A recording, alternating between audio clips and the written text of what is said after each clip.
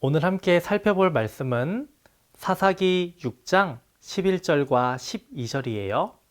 여호와의 사자가 아비에셀 사람 요아스에게 속한 오브라에 이르러 상수리나무 아래에 앉으니라. 마침 요아스의 아들 기드온이 미디안 사람에게 알리지 아니하려 하여 밀을 포도주 틀에서 타작하더니 여호와의 사자가 기드온에게 나타나 이르되 큰 용사여 여호와께서 너와 함께 계시도다 하매 아멘. 사랑하는 친구들 반가워요. 우리는 계속해서 사사들의 이야기를 배우고 있어요. 우리는 지난주 사사 드보라를 만나봤어요. 오늘 만나볼 사람은 사사들 중에서 가장 중요하고 유명하다고 할 수 있는 기드온이라는 사람이에요. 하지만 사사 기드온이 정말 그렇게 크게 쓰임받을 만한 사람이었다고 말하기는 어려울지도 몰라요. 하나님께서 불러주시기 전 기드온은 사실 소심한 사람이었어요. 소심이었어요. 그런 그가 큰 용사가 되어 위대한 사사로 쓰임받게 된 이야기에 대해서 나눠볼게요. 먼저 영상을 볼게요.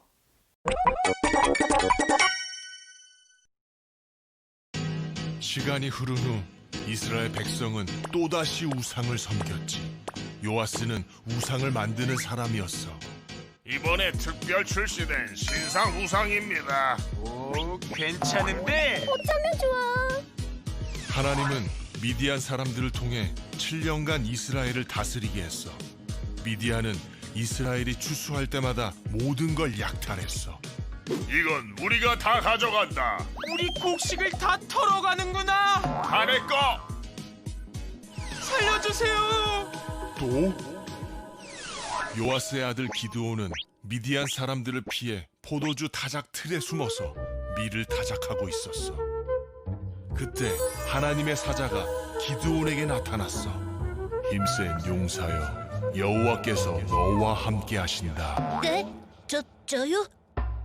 기드온은 그 말을 믿을 수 없어서 하나님이 맞는지 확인하고 싶었지. 증거를 보여주실 수 있을까요? 그 위에 국을 부어라. 하나님의 사자가 지팡이를 대자 바위에서 불길이 솟아올랐어. 하나님! 기드온은 하나님의 말씀대로 우상들을 파괴했지만 성읍 사람들이 무서워 밤중에 이 일을 행했어. 하나님의 말씀대로 우상을 찍어버리자! 아니, 누가 우리의 소중한 우상을? 요아스의 아들 기드온이 한 짓이래. 기드온을 죽이자! 사람들은 기드온을 죽이려고 요아스에게 찾아갔어. 하지만 요아스는 기드온의 편을 들어줬지. 바알이 진짜 신이라면 자기 재단이 무너졌을 때 가만히 있었겠소? 아빠! 아, 그런가? 틀린 말은 아니네. 기드온은 이후 여룻바알이라고 불리게 되지. 미디안이 약탈을 위해 모였고 이스라엘도 지키기 위해 모였어. 기드온 화이팅! 기드온은 다시 한번 하나님께 증거를 보여달라 했어. 하나님, 부탁해요. 왜 그렇게 한 번에 믿지를 못하니? 기드온은 마지막으로 하나님께 증거를 보여달라 했어. 이제 온전히 나를 믿겠니? 하나님, 죄송하고 감사합니다. 와우, 양털만 안 젖었어. 하나님은 기드온에게 300명의 용사만 데리고 미디안을 상대하게 하셨어. 300명만을 데리고 미디안을 물리치고 너희를 구원하겠다. 13만 5천 명을 300명으로 상대하겠다고? 그건 무리야, 무리. 기드온은 몰래 적진을 염탐했어. 하나님은 미디안을 두렵게 하셨지. 꿈에 보리빵 하나가 굴러와서 우리 군대를 다 뭉개버렸어. 그럼 우리가 기드온한테 끝장난다는 거? 무서워. 쟤네는 하나님이 함께해. 하나님을 두려워하는구나. 기드온은 이스라엘 진영으로 돌아와 300 용사들에게 말했어. 300용사여, 하나님이 우리에게 미디안을 넘겨주셨다. 미디안을 물리치자! 기드온과 300 용사는 횃불을 들고 나팔을 불며 소리쳤어. 하나님을 위하여! 기드온을 위하여! 저기다! 도망치자! 내 칼을 받아라. 미디안의 13만 5천 명은 자기끼리 싸우다 죽거나 도망쳤어. 하나님이 이스라엘을 구원하셨다. 하나님 만세! 기도원 만세! 하나님의 백성은 늘 승리한단다. 우리는 성경 속에서 많은 비유를 만나게 돼요. 하나님께서는 믿는 사람들을 새에 비유하신 적이 있어요. 어떤 새일까요? 하나님께서는 크리스천에게 독수리라고 말씀하셨어요. 창공을 가르며 하늘을 날아다니는 하늘의 제왕 독수리를 말했어요. 이사야 40장 31절을 우리 함께 보도록 할게요. 시작.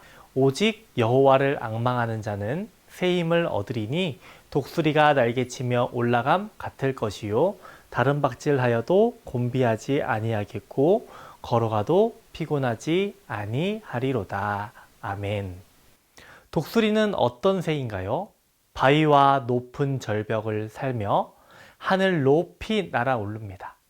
또 날카로운 발톱과 부리로 먹이를 잡아요.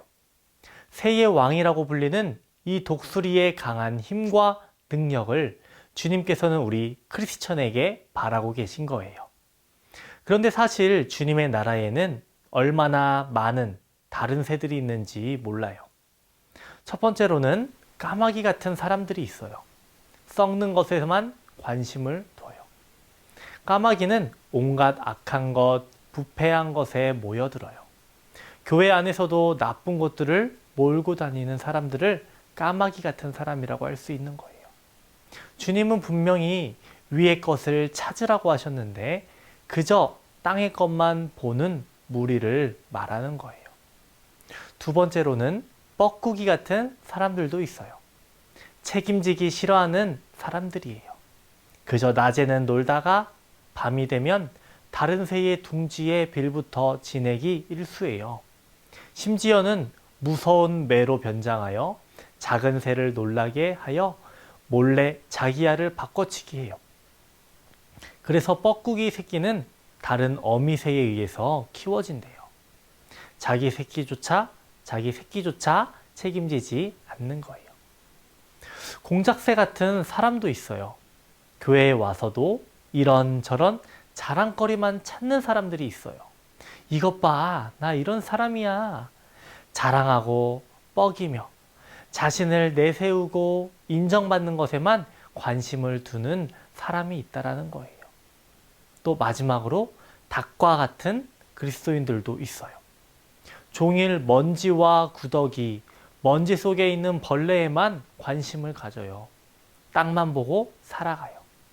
폭풍이라도 친다면 어떻게 될까요? 자기가 뜰 수 있는 한 최대한 빨리 닭장 속에 숨어 다른 닭들과 함께 벌벌 떠는 게 바로 닭이에요. 날개가 있지만 절대로 날지 않는 바로 그런 새가 바로 닭입니다. 절대로 날지 않기에 절대로 독수리처럼 능력 있는 성도로서 살아가지 못하는 크리스천이라는 거예요. 주님은 우리를 독수리로 부르시고 능력 있게 날아오기를 기대하십니다. 그렇다면 기드온은 어떤 종류의 새와 같은 사람일까요? 기드온이란 사람은 처음에는 닭과 같은 사람이었어요. 새 가슴을 가지고 절대 날아오르지 못할 삶을 사는 바로 그런 사람이었어요. 이 사사시대를 살펴보면 이스라엘은 똑같은 쳇바퀴를 계속해서 돌고 있는 것을 우리 친구들 알 거예요. 어떤 사이클이었죠? 범죄하고 심판받다가 또 하나님께 부르짖으면 하나님께서 사사를 세워주셔서 구원해 주시는 이 사이클이 계속해서 반복돼요. 무려 7번이나 반복이 됐죠. 기드온 시대도 마찬가지였죠. 이스라엘은 역시나 우상 숭배에 빠져들었어요. 하나님께서는 미디안을 통해서 이스라엘을 징계하셨고 이스라엘은 한없는 무력함 가운데 살았어요.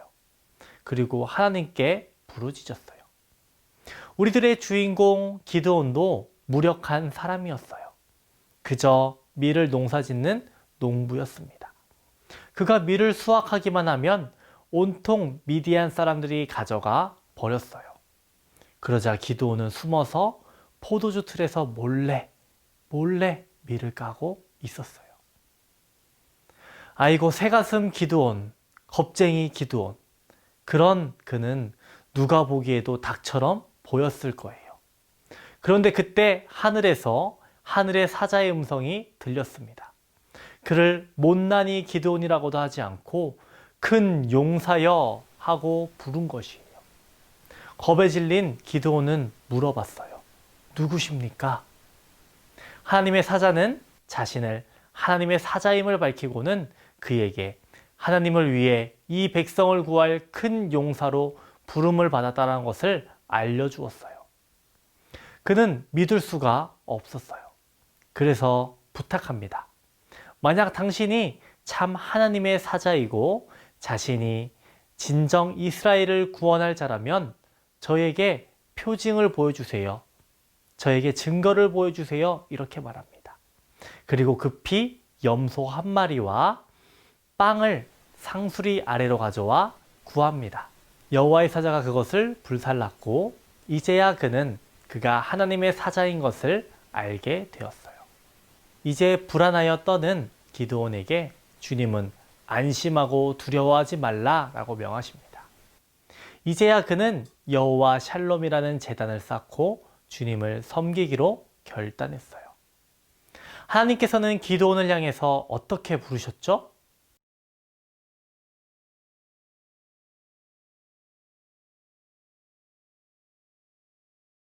하나님께서는 용사라고 부르셨어요. 닭과 같이 먼지와 벌레만 보고 살았던 기드온이 이제 막 하나님의 사람으로 다시 태어난 거예요. 용사가 되는 겁니다.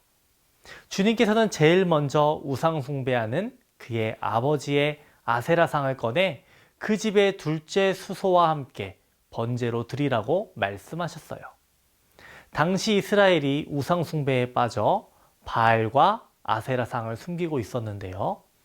우리가 그 신상을 깨뜨려야 한다라고 생각해 봅시다.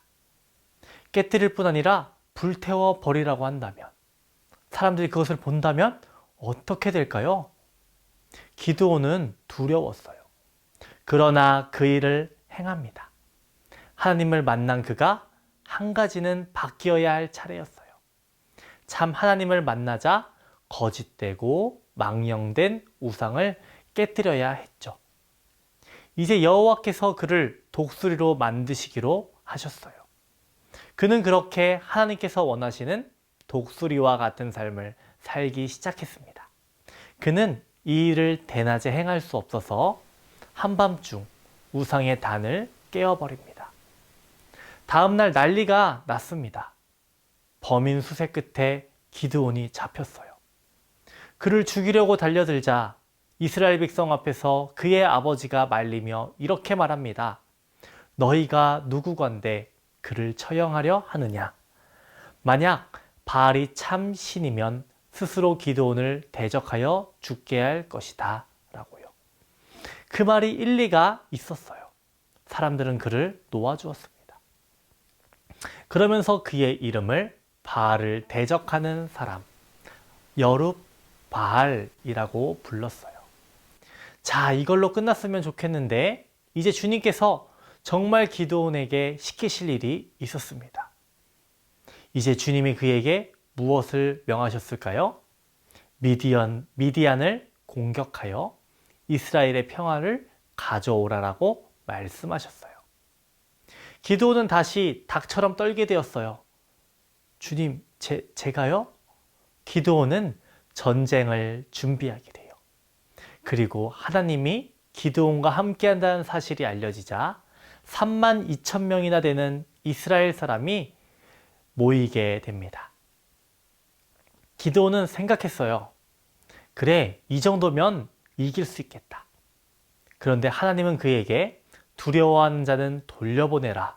너희가 이기면 우리가 사람이 많아 이겼다 할지라 라고 말씀하셔요. 전쟁에서 사람이 많은 것이 얼마나 중요한지는 어린아이여도 알 거예요. 그런데 주님은 이해할 수 없는 요구를 하시는 겁니다.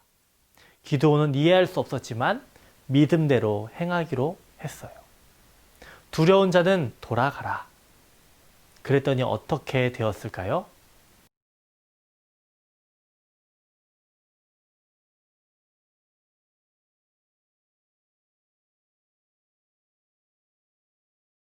다 도망갔을까요?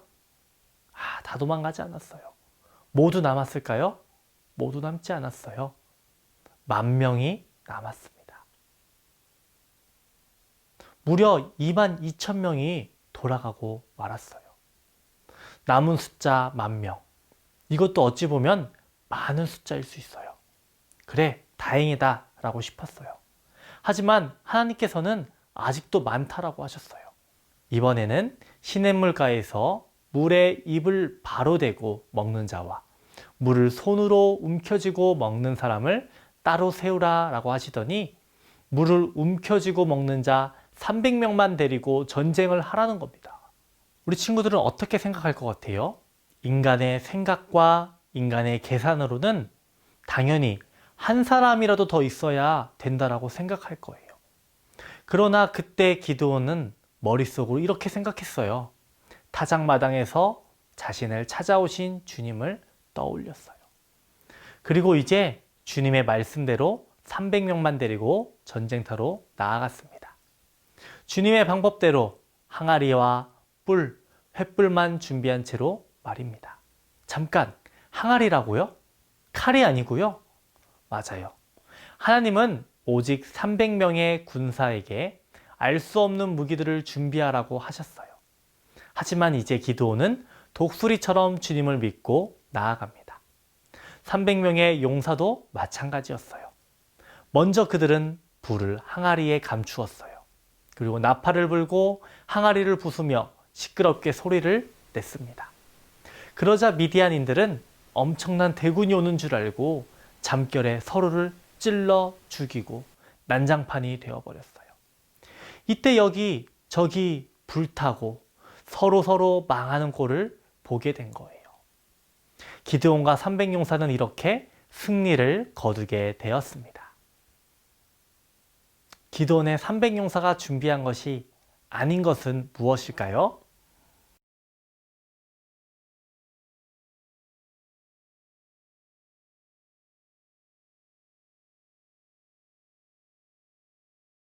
한 농부가 독수리 알을 주워왔습니다. 농부는 기뻐하며 자신의 닭장에 이 알을 넣었어요. 이 알에서 태어난 이 새는 자기가 닭인 줄 알았어요. 농부는 자꾸만 독수리의 날개를 잘랐어요. 독수리는 뭔가 모를 감정에 휩싸이곤 했습니다. 나는 저 닭들과는 다른 것 같은데. 어느 폭풍우 치는 날 다른 닭들은 모두 닭장으로 도망쳤어요. 하지만 이 독수리는 그럴 수가 없었어요. 저 하늘을 쳐다보니 저 멀리서 다른 독수리의 울음소리를 듣게 된 거예요. 그리고 그 독수리의 날아가는 모습을 보고 말았어요. 이제 그 새는 숨은 날개를 쭉 폈습니다. 한 번도 날아본 적이 없지만 그는 하늘을 향해 날아올랐어요. 오늘 우리도 이 독수리의 울음소리를 듣습니다. 너는 닭이 아니야. 너는 독수리야. 세상의 것, 땅의 것, 새 가슴을 안고 사는 우리 친구들과 저에게 주님은 말씀하십니다. 독수리가 날개침같이 날아라. 주님은 주님을 바라보는 자, 믿는 자를 독수리 같다라고 말씀하셨어요. 우리는 땅을 보고 사는 자가 아니라 하늘을 바라보며 사는 하나님의 자녀임을 기억하기를 바라요. 이번 주 한 주간도 우리 친구들 하나님을 기억하며 저 하늘을 향해 저 하늘의 소망을 품고 살아가는 우리 친구들 모두 되기를 기도할게요. 우리 다 같이 기도하겠습니다. 사랑이 많으신 하나님 아버지, 우리들이 코로나로 인해서 함께 예배드리지 못합니다. 이렇게 영상으로 예배하지만 하나님 우리들의 마음을 알아주시고 하나님을 생각하는 그 마음 알아주시옵소서. 우리 친구들과 함께 만나서 예배할 수 있는 날을 기대합니다. 하나님, 그날을 속히 우리에게 허락하여 주시옵소서. 오늘은 기드온에 대한 말씀을 살펴보았습니다. 독수리처럼 날개쳐 올라가는 우리 친구들 되게 하여 주시옵시고 하늘을 바라보고 하늘에 소망을 두는 우리 친구들 될 수 있도록 도와주세요. 하나님, 한 주간 우리 친구들 지켜줄 줄 믿습니다. 감사하며 예수님의 이름으로 기도합니다. 아멘.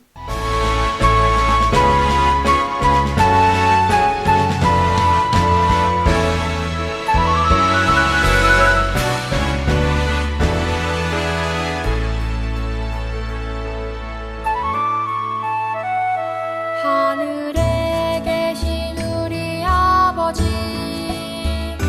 아버지의 이름을 거룩하게 하시며 아버지의 나라가 오게 하시며 아버지의 뜻이 하늘에서와 같이 땅에서도 이루어지게 하소서.